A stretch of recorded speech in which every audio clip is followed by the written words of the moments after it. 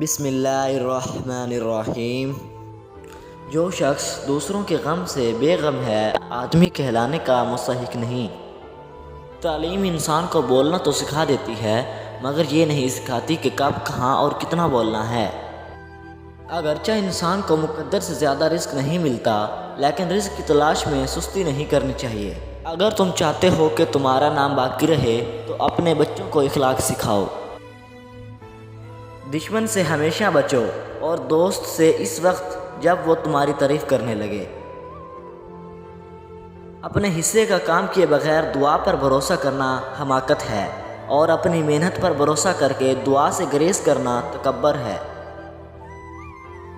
میرے پاس وقت نہیں ہے ان لوگوں سے نفرت کرنے کا جو مجھ سے نفرت کرتے ہیں، کیونکہ میں مصروف رہتا ہوں ان لوگوں میں جو مجھ سے محبت کرتے ہیں۔ صبر رکھو، ہر چیز آسان ہونے سے پہلے مشکل ہوتی ہے۔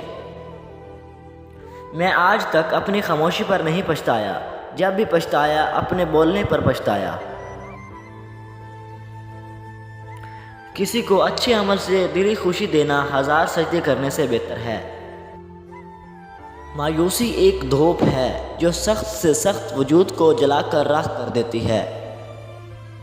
اگر مرد خدا کو ایک روٹی ملے تو وہ آدھی روٹی فقیر کو دے ڈالتا ہے۔